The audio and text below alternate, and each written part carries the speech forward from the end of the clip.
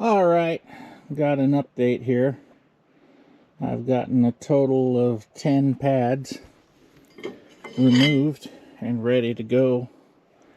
I'll probably put the wire wheel on the big grinder and clean up the back side of those pads so that they stick on there real good. But this is a very time-consuming process of pulling these things off. I've got the bolts cut on the one side. You can see you cut bolts, it gets messy. It gets messy. It's kind of like cutting chickens up. You know, the first one goes pretty slow. I got 72 bolts, so by the time I get to the 72nd bolt, I'll be pretty good at using the cutting torch to take the bolts off. But started at 1,000 psi of oxygen, and I think I'm at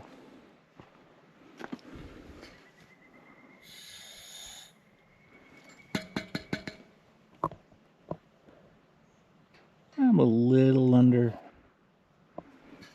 under 500 psi now, and I'm a little over halfway done for this side.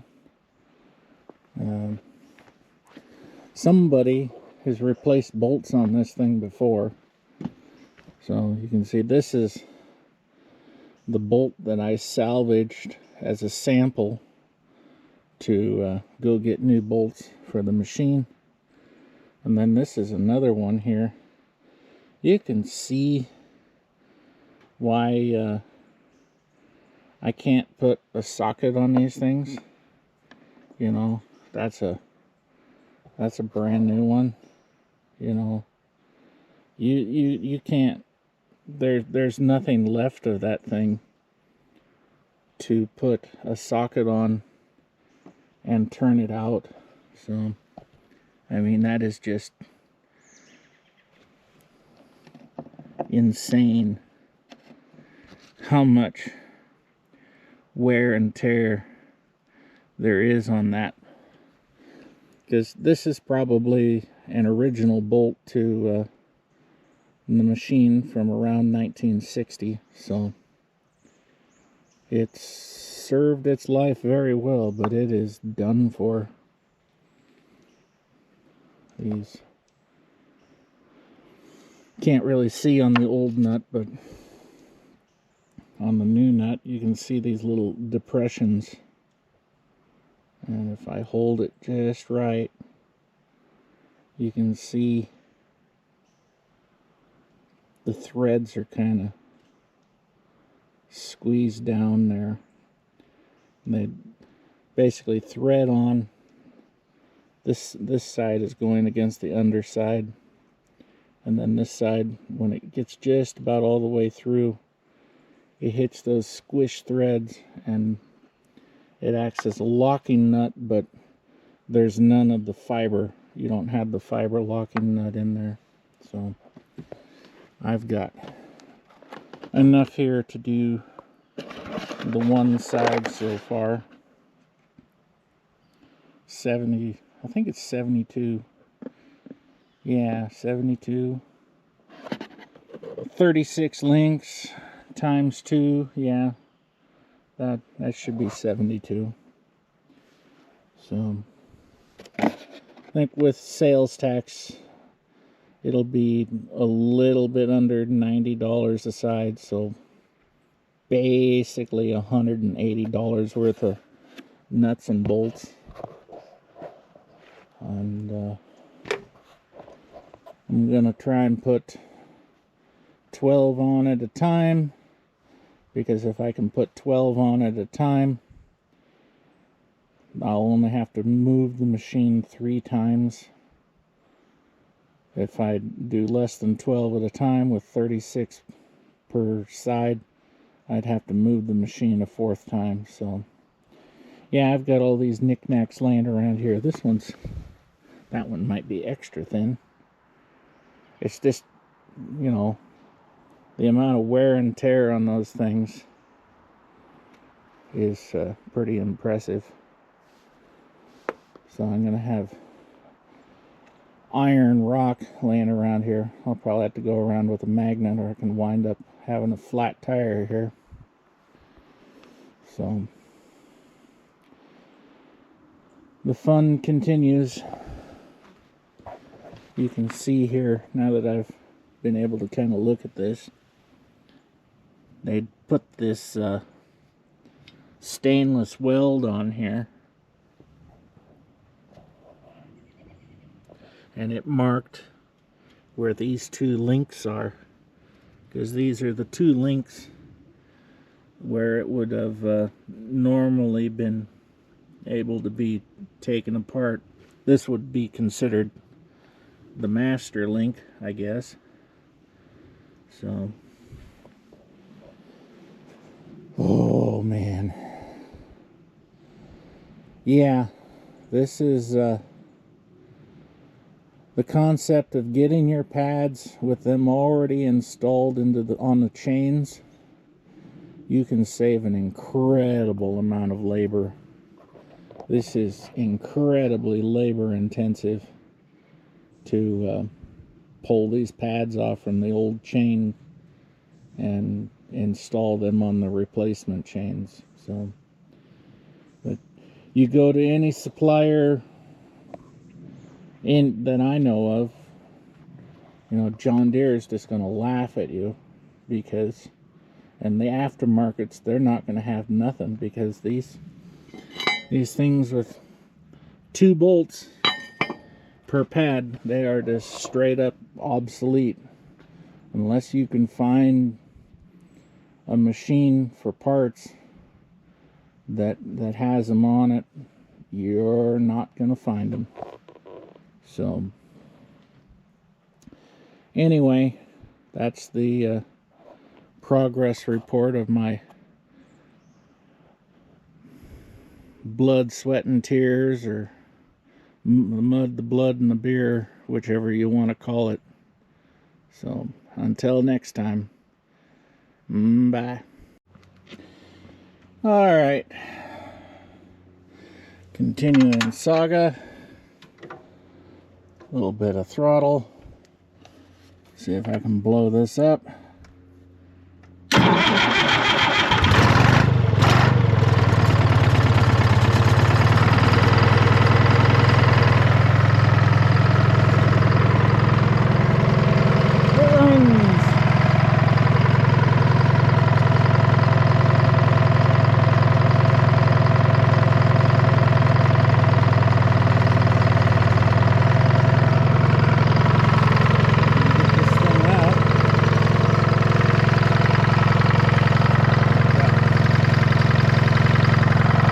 Different things holding it up.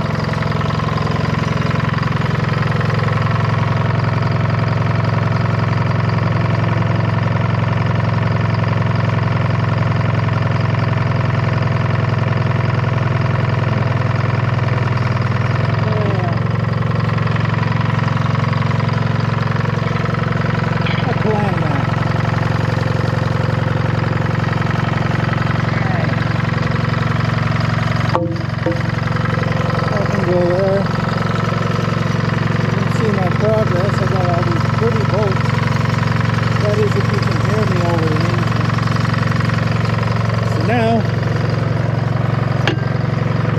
I moved like 6 feet. All this to move 6 feet.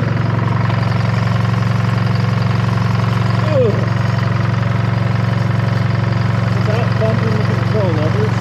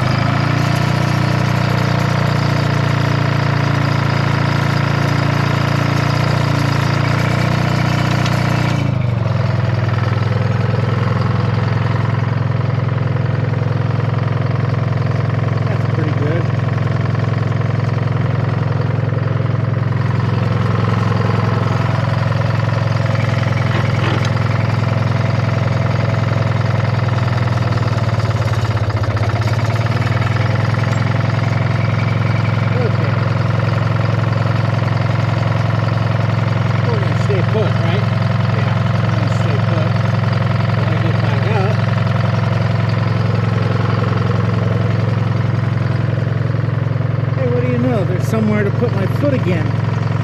Something about not having a track pad there made it harder to get in and out. Yeah. That's from there to there.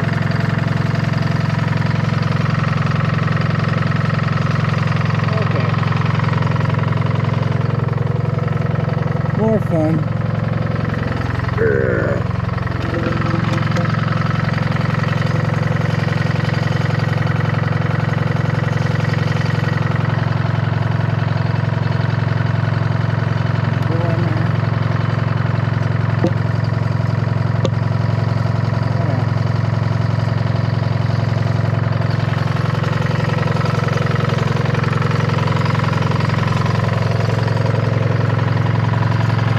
All done. Put it in no-go gear. So I got 13 on there. Now that you can hear me talk. And I had to do at least 12 per move to be able to do it in 3 positions. So I'll move it one time after this, and because that'll be 1, 2, 3, 4, 5, 6, 7, 8, 9, 10, 11, 12. Yeah, 13's down there. I can get 12 on. Let's see. I got these pretty things over here. Urgh.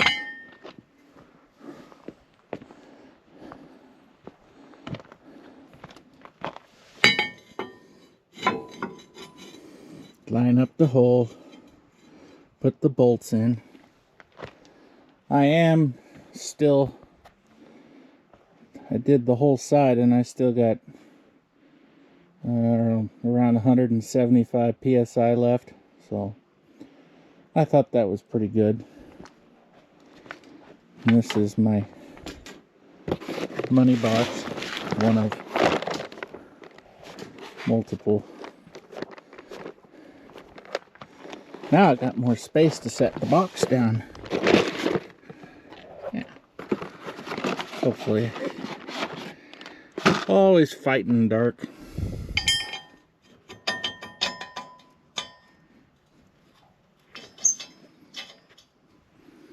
There's a little stubborn.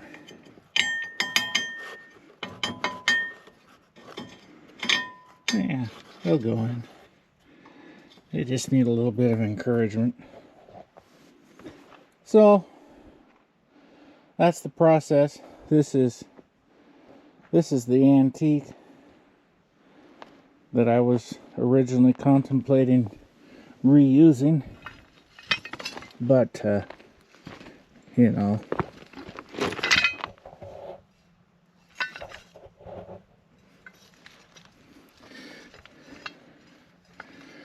I don't know. I mean,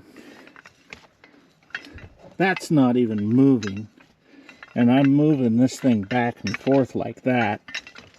And that's 1, 2, 3, 4, 5, 6, 7, 8, 9 links. 9 links. And I got 1.5 foot of movement and 9 links. You know, that's pretty darn tuckered. So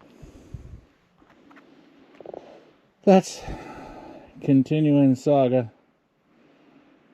I get done with this. Joyous fun. Then I got 2 tires to go on the skidder. Replace the front ones. The one on the front right is I put that on because I had one go flat, and it's got calcium in it, and having that third tire with calcium in it literally makes the difference between being able to go up some hills in third and having to go up hills in second, because of the extra weight of the calcium in that third tire. So hopefully here pretty soon I got this thing buttoned back up. And yeah, I got the hydraulics are there. They bleed, but you know, even if all the wood spontaneously disappeared, the hydraulics, you know, it would take several hours, at least an hour for the thing to come down if you knocked all the wood out. But the combination of the wood here and then the wood out there, it's not going to go.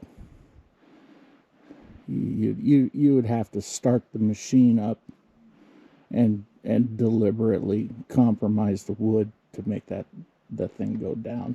So that's not going to happen.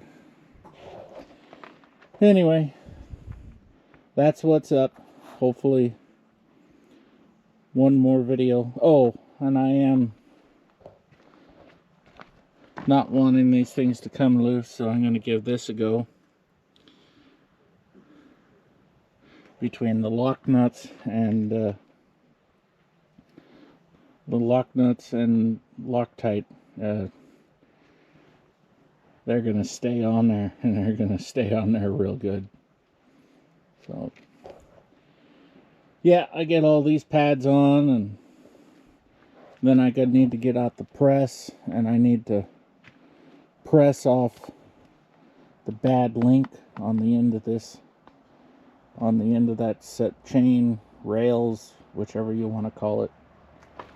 And now you can't see it because I moved. Well, if I come down here, now that's the 3 that I welded to put it into a loop, or those 3 there. So I had to remove a damaged link from the end, and then I added the 1 link back to replace it. And you know, he sent 1 extra link to replace the bad link on the end of each of the chains, and I took the one from the other chain and put it on this one to get to the magical 36 links instead of 35, and put the thing together. So until next time, we shall continue on. Okay, this is the part. Yeah, I gotta hold it in front of the camera, I guess.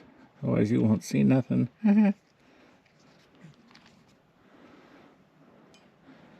Just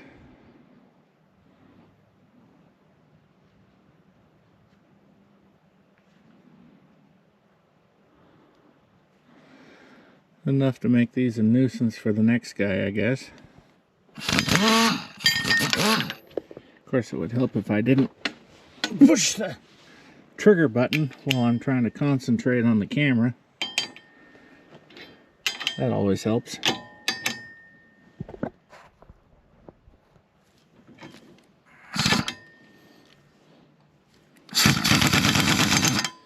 Now that I have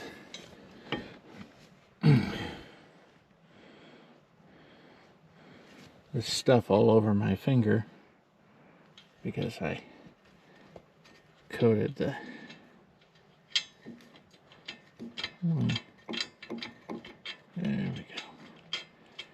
Get it on the bolt. Get the wrench.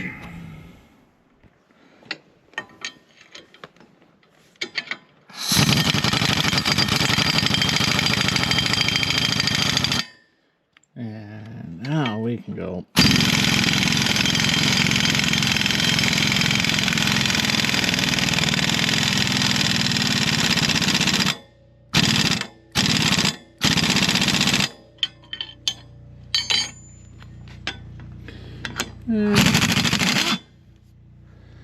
Then you grab the next nut.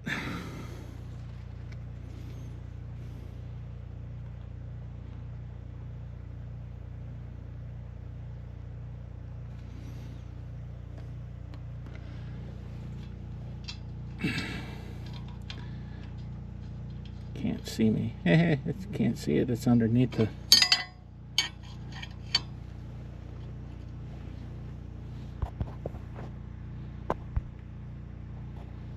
Maybe if I hold it just like that.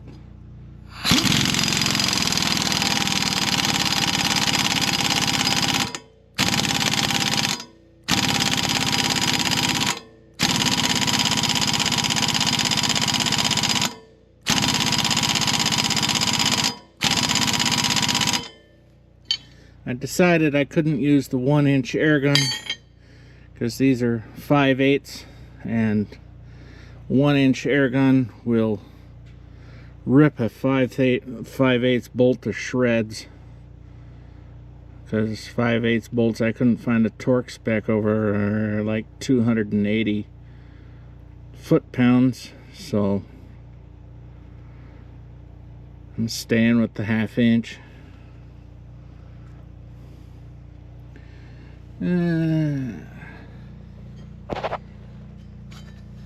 Gosh, that's difficult to get your fingers in there. Come on.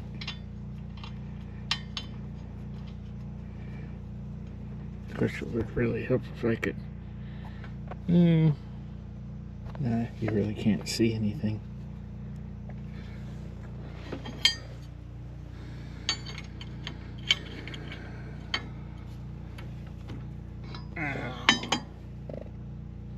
Oh, of course, it just has to be. There, now it's off.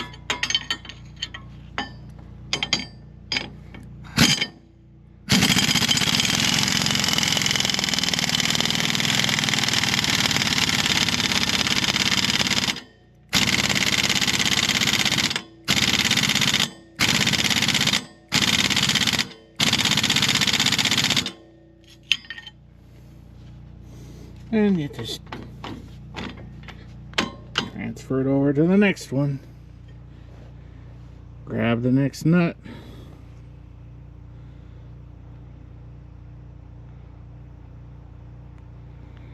Maybe I'm starting to run out in this thing.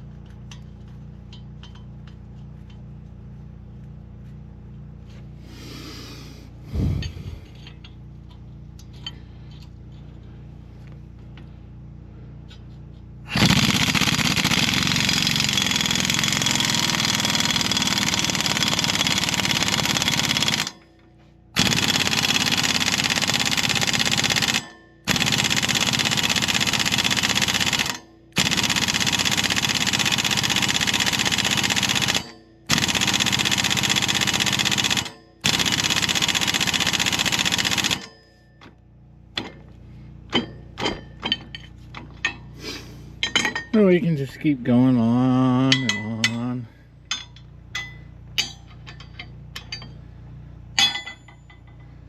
Grab another bolt.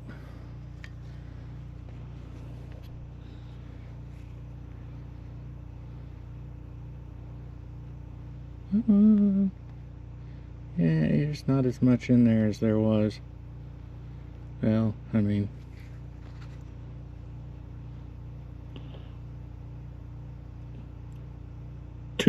I started with 2/10 of an ounce. So now this one with that doggone roller,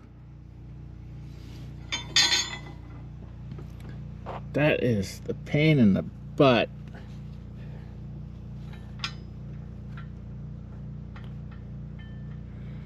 I mean, I got it.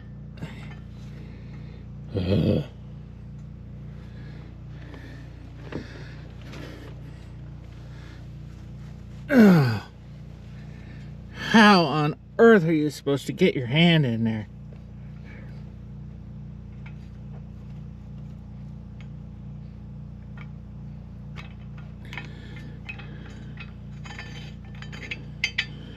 Come on.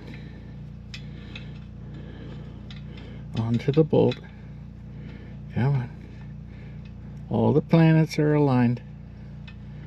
Everybody's happy. Everybody's got their favorite cereal. And we're on the bolt.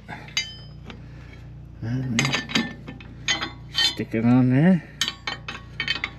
Stick that on there. And we go whoop.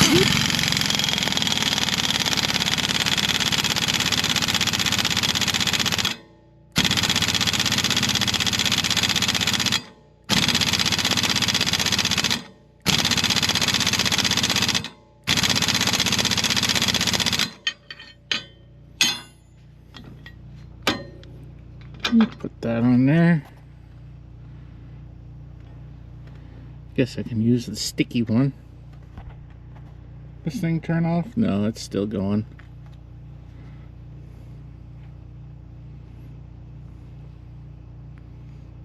Come on. There.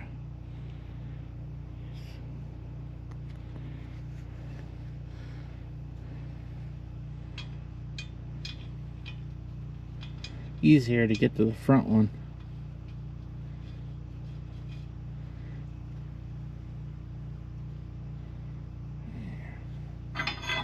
Goes on there. There. And push the button.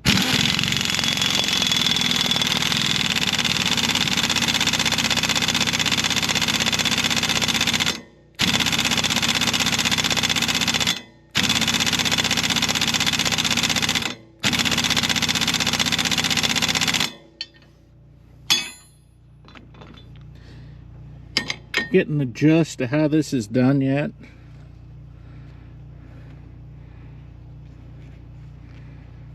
$72 of these things.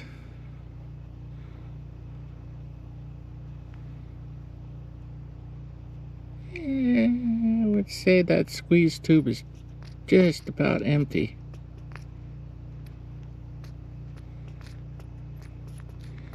I'm gonna have to go get the other one.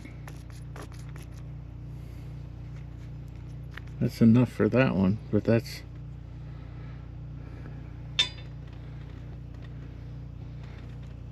and I lost the lid. Well, it's basically empty, so there's that too. Oh!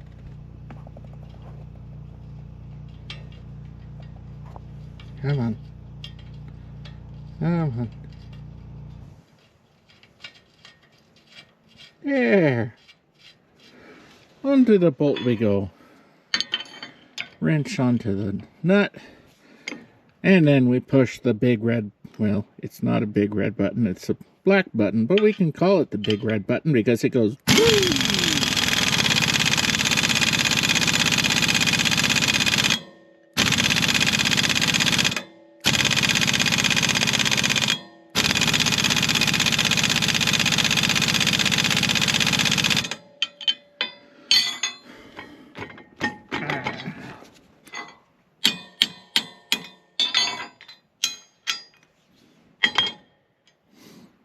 oh yeah. Ugh. This screen always turning off.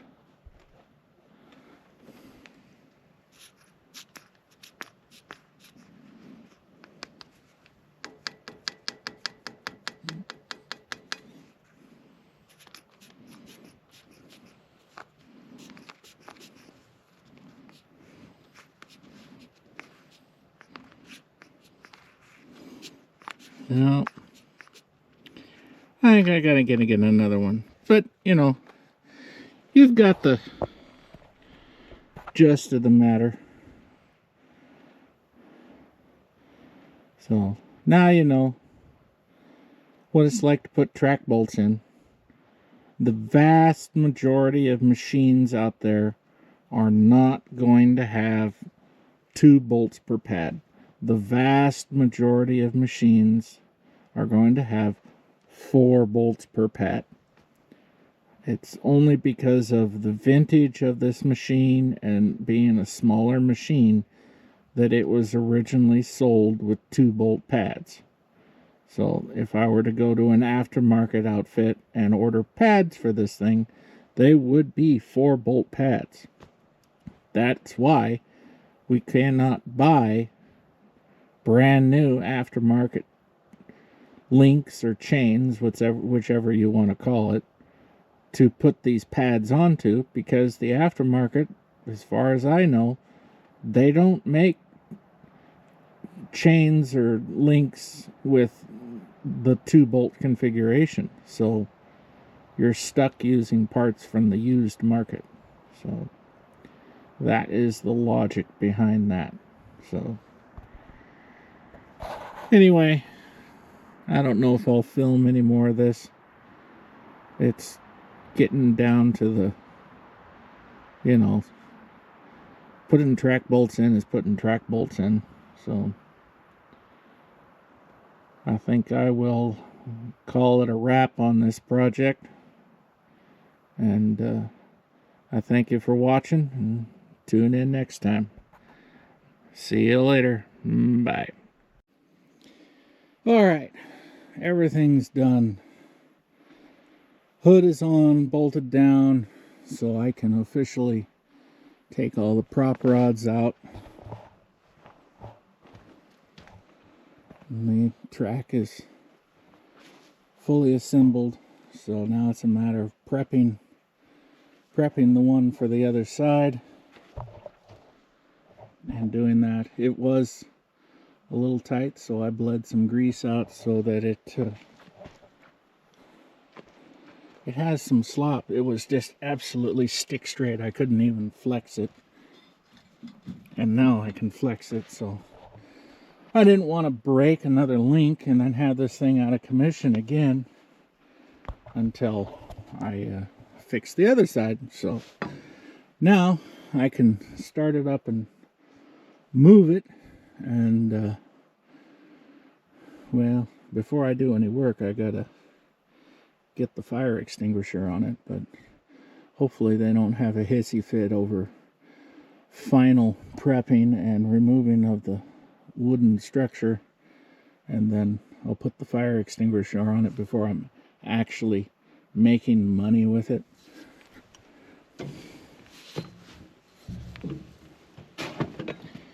So